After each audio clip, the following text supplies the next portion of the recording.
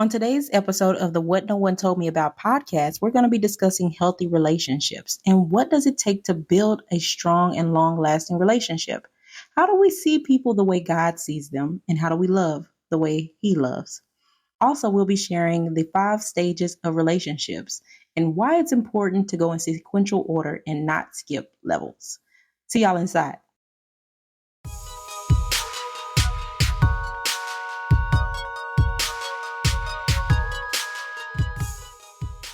Life's a journey, right? But what if someone skipped ahead and told you the secret passages, the hidden shortcuts, and the things no one tells you about leadership, marriage, parenting, friendships, and even navigating the world of business as a Christian?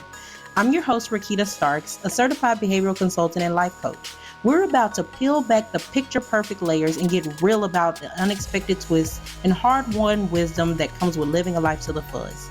Get ready for honest conversations, practical tips, and a whole lot of laughter as we explore the things that no one prepared you for, but absolutely should have. It's time for us leaders to go from good to great. Let's go. Let's grow.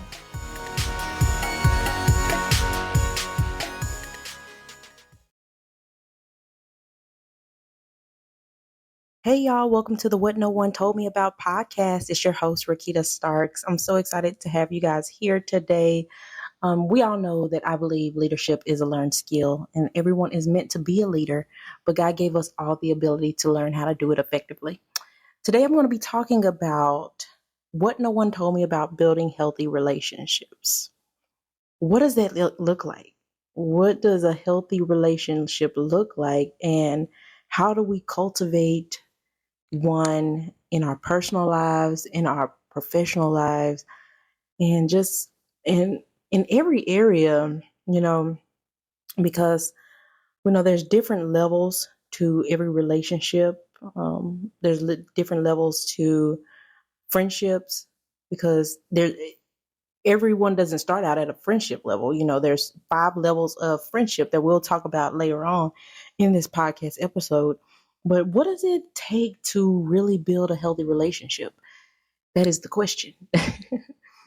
I had to learn this after being 11 years in marriage, still learning how to be in a healthy and nurturing relationship, and to show how our kids how marriage should look between a man and a woman and being a healthy model of that. It's been a journey that I didn't see growing up. It's something I had to learn over time. Because, you grew up seeing the Huxtables and you see Uncle Phil and Aunt Viv, and you see like those are the families that we grew up seeing. But how did they effectively resolve conflict? How did they communicate their needs to one another? How did they learn to be fully transparent and be open and honest about themselves and their spouse or their partner or their friend or anyone in their life, is be able to accept them truly for who they are, but then also push them to be better at the same time. That's something that takes learning how to do, So I have been on this journey for about a few years, about 6 years of learning how to understand people. Because not too long ago, I was fasting and God clearly told me, I had given up at this point. I had given up social media because I just needed a break and I was tired of hearing everyone else's opinions about everything. And it was just I was bombarded and flooded with everyone else's life that I lost sight of what was right in front of me and what I'm here purpose for. And then my thoughts and my actions were kind of, they were, my thoughts and actions were influenced by other people and what they're doing and stuff like that. And I just wanted to disconnect to where I wanted inspired ideas from God versus inspired ideas from the world, So as I was on this journey and I'm fasting and I asked God, well, I didn't ask God. He just clearly told me because at this point, I didn't even see it myself. He said, I want you to love my, learn to love my people. And so then y'all know what question I asked. God, what does that look like? What does that look like? Because I'm like, that's what I was been doing, right? That's what I've been doing. That's what I thought I was doing. But he was like, no, I need you to love my people, learn to love my people. So as I'm on this journey to learning what that looks like, I discovered that the first level of loving loving God's people and loving people the way God loves them is first by seeing and understanding yourself. How does God see me? Because once I know how God sees me, I know how I show up in the world, not how what other people think I should be doing, what other people think I am good at, what other people think my gifts are. No, what has God gifted me with? And I had to learn, I had to find a tool to help me even narrow that down because we know the scripture that says, we were made in his image, but his image is not just what you see physically. Like this is not just a physical, we were made with his characteristics. So then I had to identify, okay, what are the characteristics of God that I have, that he has given me? What gifts has he given me that I am not tapping into, that I am not fully utilizing because I don't even know they're there because they're buried under, so many other things of life, the responsibilities of life. And um, when you get to that point, you realize some parts of you are, when you're not really fully operating in your gifts and your talents, everything can be a trigger of like upsetting or something. It's not, you're not happy. Some people are naturally like that. They just don't see the positive side of life. But one of my gifts is I'm an optimistic person. I see the positive side. I see, like, I love finding ways to help people or just pouring into people. And when I'm not around people or having that pour out, pour in type of relationship, then I get, it's not depressed. It's just, I feel like something is missing. I feel like something is missing in my life. And God didn't create us to be in isolation, to be alone. He created us to have relationships. He's in a relationship with himself. He has God. It's got the Father, the Son, and the Holy Spirit. Like he's already in community himself. So he has developed and made us to be in community. And that's one of the things I love is that everyone has a different gift that builds the kingdom. Like he has made us all individually unique. And when we don't know what our uniqueness is, we start trying to copy and paste. We think God made us a copy and paste. No, no one is copy and paste. Okay. Everyone has a different amount of talents and gifts that he has given us. And if we don't identify them, it's like you'll be unfulfilled for a long time. And I was wondering, what am I going through? Why am I just not happy at this moment? Why am I just why am I not happy? Why do I feel like I'm failing in certain areas? Why do I feel like I'm not getting this mom thing? I'm not understanding this wife thing. But I soon realized I had to find my identity. I had to learn my identity so that I can have a healthy relationship with myself. And then once I have a healthy relationship with myself, I can have a healthy relationship with my husband. I can have a healthy relationship with my children. I can have a healthy relationship with my friends. Like whatever level, it starts with self-awareness. And you have to know what are your strengths, what are your limitations.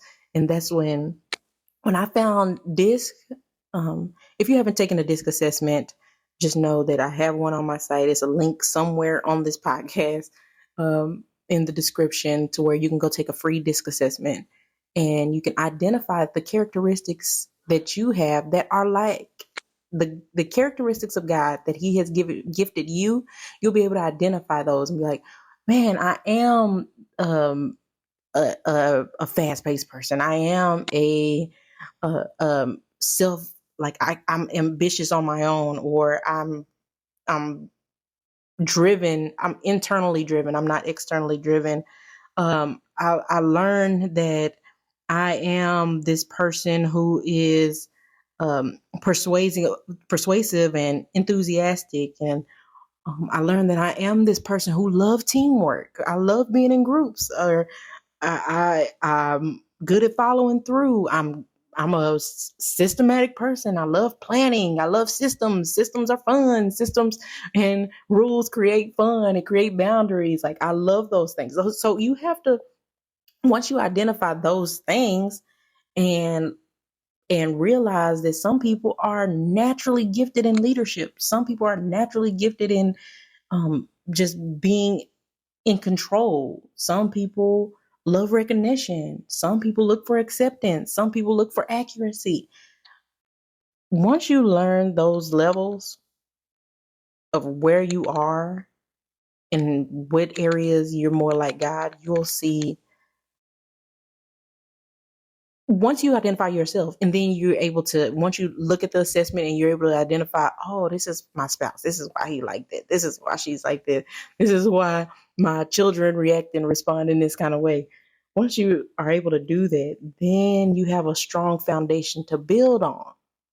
But until then, anything can either set you off, or you have silent wars, or um you have, like, if you are at a having a family game night, you and your spouse not talking because y'all had a miscommunication or misunderstanding about something that you didn't learn how to communicate through, or you didn't learn, okay, this is really what set me off.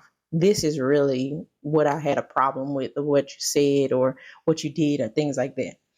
So I really would urge everyone. I always tell couples, if you haven't taken a disc assessment, yeah, learn your love languages. That's fine and dandy, and that's cool. But you need to know your spouse's personality. Okay. That will make all the difference. It's like putting a puzzle together, and then you have that one missing piece, and then you find it on the floor, and then you put it in, and the puzzle is complete. And here we are, on our journey to a healthy and happy relationship. Okay. So this is like the missing piece that you need to incorporate in your marriage, in your relationships, in your friendships, and all this stuff. Because you still need to understand your kids. Each one of your children are different. You need to learn that some of their kids, you can't, we shouldn't be yelling at our kids, period. I'm still working on that. Okay. Don't judge me. So, um, we just need to learn that some kids you can't yell at. Some kids you have to, like rewards. Some kids like competition. Some kids are, um, want quality time with you one on one. But if you don't learn and know your children individually, you cannot love, and learn that you cannot love them the same way, then you need to, you'll sever the relationship for later on. So just know that, okay? Just know that. Um, what else did I want to talk to y'all? Oh yeah, okay. So about healthy relationships, y'all. I had just read this book, and I'm recommending it to everyone. Y'all know I love a good book, and this book has been, this is in one of my top 5 books. Hey, I have a few top 5. I mean, not a few top 5. I only have a few books that I just love. And y'all know I love understanding people. I love just um, learning how to build relationships and things like that. This book has been a game changer for me. As I told y'all, God told me I need to learn how to love his people, or I need to love his people. And right when he told me that, I found this book, and I don't even know how I found this book. I think I was just looking for, I don't know how I found this book. I'm just trying to think. I found this author. If I searched it, I don't know how this book popped up in my. First, I listen to the book through Audible, and then I get the physical book. If it's a really good book, I'm ordering the physical book either to gift away or to keep myself. This one I'm keeping myself. I might order another one later on to gift to somebody, but right now I'm getting mine to highlight, make my notes in it, and everything. Like this book is that level for me. But it's called How to Know a Person by David Brooks. By David Brooks, and it's the subtitle is The Art of Seeing Others Deeply and Being Deeply Seen. Okay, so on the back of this book, let me tell y'all, read the description. It says, as David Brooks observes, there is one skill that lies in the heart of any healthy person, family, school, community, organization, or society. The ability to see someone else deeply and make them feel seen, to accurately know another person, to let them feel valued, heard, and understood. And yet, we humans don't do this well. All around us are people who feel invisible, unseen, misunderstood. In How to Know a Person, Brooks sets out to help us to do better, posing questions that are essential for us all. If you want to know a person, what kind of attention should you cast on them? What kind of conversation should you have? What parts of a person's story should you pay attention to? Driven by his trademark sense of curiosity, and his determination to grow as a person, Brooks draws from the fields of psychology and neuroscience and from the worlds of theater, uh, philosophy, history, and education to present a welcoming, hopeful, integrated approach to human connection. How to Know a Person helps readers become more understanding and considerate towards others and to find the joy that comes from being seen. Along the way, it offers a possible remedy for a society that is riven by fragmentation, hostility, and misperception.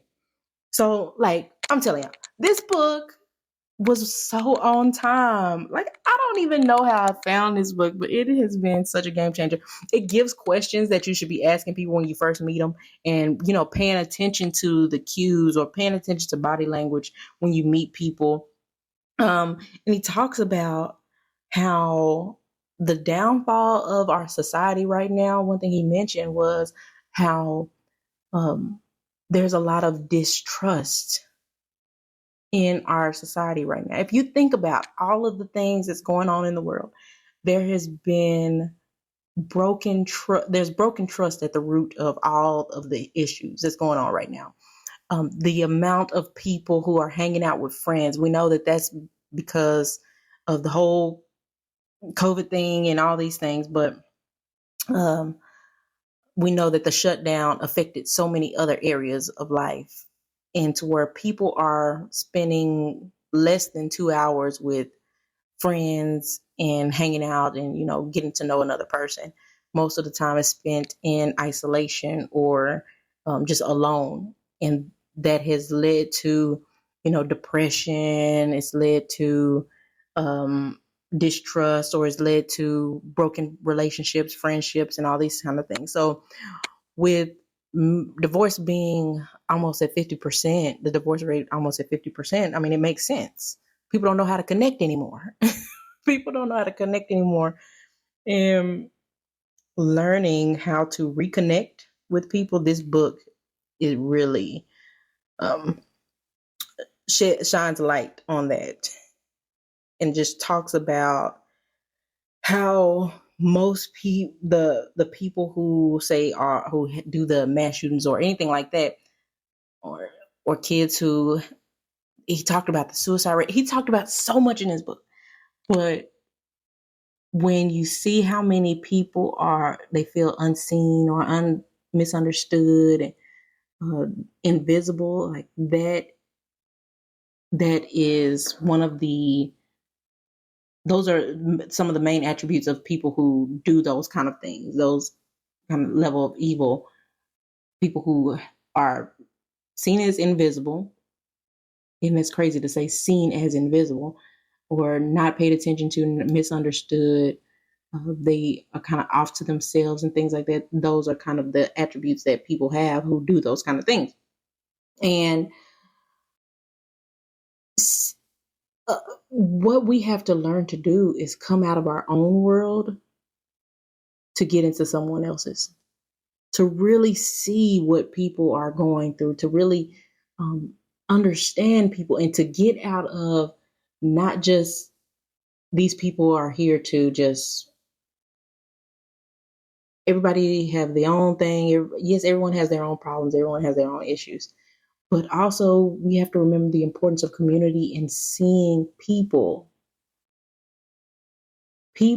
not using people as a tool, but seeing people as a resource of a gift God has given, seeing them as a created being, and seeing them as a child of God, or not a creation of God, because not everybody is a child of God. Let me clarify that.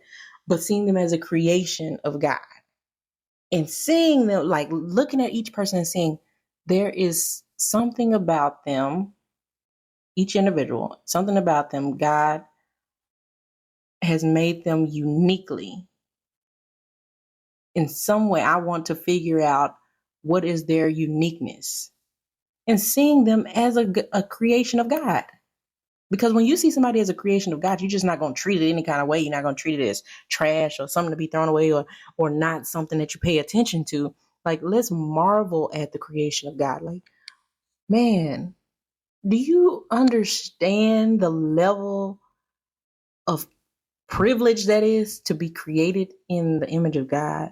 Like he said, I'm going to make Rakita this kind of way. I'm going to give her this kind of feature. I'm going to make her look like this. I'm going to give her these characteristics, pour all this energy into her and all this kind of stuff, pour this resilience in her. And I'm going to make this person like this. And do you know how many people in the world, and he knows the number of hairs on each one of our heads. He knows everything about each one of us, not only what people see on the outside, but he knows your heart. And when we start to see and understand that about people, then we start to treat them different. So I think that's where God has me right now, is um, learning to love his people, learning to see his people, learning to appreciate uniqueness, learning to um, build healthy relationships with his people, not only in my house, in my home, with my spouse, with my children, but outside of this house. What do healthy relationships look like outside of this house? Um, yeah, yeah. So that's what no one told me about: the importance of relationships and how to build healthy ones, y'all. That's what it's about: how to build healthy relationships. And I wanted to share with you guys the 5 levels of relationships. Let's see here if I can find it. I have it saved on my computer somewhere, and I don't want to leave without giving y'all this tool as I'm looking for this. I want y'all to go ahead and be looking up this book. Here it is, I believe. Nope, still not. I have it saved somewhere and I just cannot find it for y'all.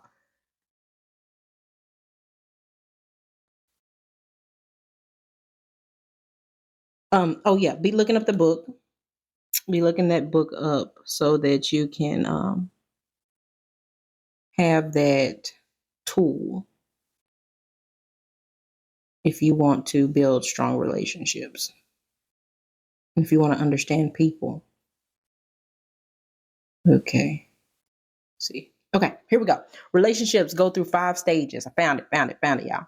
I have this saved in a program that I was building, and I call it strengthening the bridge, because I specialize in leadership development, right? So there's usually a gap between the CEO and the employees, or the CEO and the team. So I wanted to build a program called Strengthening the Gap. And strengthening the bridge. And the bridge is usually that HR person, that in between person, the executive assistant or the HR manager or the managers of the team and stuff like that. So I was developing a program for it, and part of it is understanding relationships. And so relationships go through 5 stages. Now, a lot of people, we go through and we go through life and we call everyone our friend. Even in our kids' school, our teachers call, in our kids' school, they say, your classmates, your friends. They call it the classmates' friends. And we're teaching them as levels to get to friendship. Like everyone is not your friend. Everyone is building up of relationships. Okay. So the first level is strangers. This is the stage where you are just starting to get to know someone. You share general information with them and engage in activities in public settings. Like this is somebody you just meet out. This is a stranger. It's level 1. So you see it, meet at a networking event or at the restaurant that you normally go to, the coffee shop that you always go to. That's the first level of strangers. The second level is casual acquaintances. Now, at this stage, you start to get more comfortable with each other, but still don't share personal information. You engage in activities that help you get to know each other better, but still use caution. So at casual acquaintances, all right, hey, we normally see each other out and about or at the same events or same networking events, or we see each other in the office. And now we are starting to engage in small talk. Now we are getting to know more so about hobbies, not so much of personal stuff, but like, man, I see that you always eating down at the Chipotle. You must really love that Chipotle. That kind of small talk, that. Then level 3, you go into friends. Now at this stage, you start to trust each other more and share more personal stories and experiences. You support each other and enjoy spending time together. Now, this is when the relationship comes out of the workplace, and now you're outside of the workplace. This is where you're developing your relationship of how many kids you have, what are your kids' birthday, inviting them to your birthday parties or inviting them to have dinner and stuff like that. This is where you're building that kind of relationship at the friendship stage. Then at level 4, you get into deep friendships. This is a much longer process that takes time and effort from both parties. You are best friends and intimate friends and have been through tough times and bad times together. Now, these are usually, well, let me clarify, because not just because you've known someone for a long time doesn't mean that you have a deep friendship with them. Time does not equate to depth. Okay.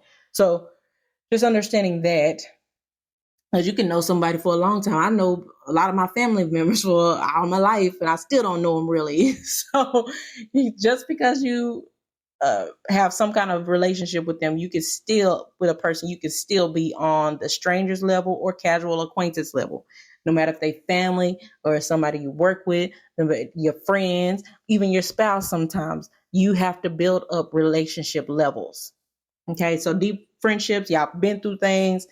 This takes this building up of trust. This is building up of like honesty and transparency, getting to that level. You've been through some things and y'all come out on the other side together. They've been with you when you experienced death or when you've experienced sickness or you've experienced heartbreak or things like that. This is at the deep friendship level. Then level 5 is self-intimacy. This is your innermost circle of relationships is with yourself. Okay. So you go through these levels even with yourself, y'all. So yes, at this level, you are at have a strong relationship with yourself, and it's healthy to keep some thoughts of fit. And at this point, it's healthy to keep some thoughts and feelings to yourself, but it's also important to let others get close to you. So when you are at the 5th level, of self-intimacy where you know yourself, and then you have close friends, you have those deep friendships where they know certain things about you too. So it's like the Johari window. I don't know if y'all go back to one of the first podcasts, I talked about what that is.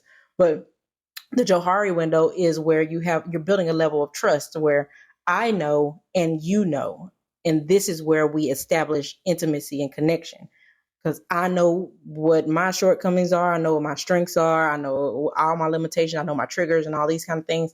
Then I know a certain level about you too. I know what your strengths, your limitations are, what your triggers are. I know what your what makes you happy, what sets you in motion to accomplish goals. I know those levels of you. But at the fifth level, you have until when you reach the fifth level of self intimacy, then you can be intimate with other people. And it's important to move gradually through each stage and don't skip boundaries. Like you have to go through each stage with each person, depending on if this is a person that you want to develop a relationship with. Is this a person you want to develop a friendship with? If they are doing things that you're like, no, I'm not with that, then you have to identify, okay, this relationship is only going to get to level 2. This relationship is only going to stay at level 1, depending on connection and camaraderie and similarities and viewpoints, religious backgrounds, and things like that. So you have certain commonalities with certain people that which level you can get to with certain people. All right. So those were the 5 levels of friendships and the 5 stages that they go through. Make sure that you can identify where you are with each person that's close to you. Because, like I said, everyone is not a friend yet. There's building. It takes building up of the relationship. It takes building up of trust. Okay. Yeah. So stop calling everybody a friend. You do have a relationship with everyone, with anyone you meet, but it's stages, there's levels to this. Okay. So that's what I just wanted to tell y'all about, just things that I didn't know. No one told me about the 5 stages of relationships. No one told me about the importance of self-awareness and knowing my strengths and limitations and my triggers and things that I fear most or things that motivate me into action. Like, no one told me about those things. People just say, make sure you do self-care. Make sure you go and take some time to yourself. But if you haven't time to yourself and you're not having healthy thoughts, or you are you have unhealthy vices and things that you need to work on, then spending time with yourself might not be the best thing for you right now. So yeah, I hope this was helpful for you guys. Today's episode, let's build healthy relationships. Let's start to rebuild trust in our society. Let's start seeing people and loving people the way God loves them. Because when we do, the world will be a better place. All right, y'all. Now, y'all go and have a great and successful day. Go and be the champions you were created to be. All right. Bye, y'all. Hey, I hope you enjoyed today's podcast. My goal is to help leaders get a deeper understanding of people so they can lead effectively. And I start with them getting a deeper understanding of themselves. Go to www.rakitastarks.com to take your personality assessment today.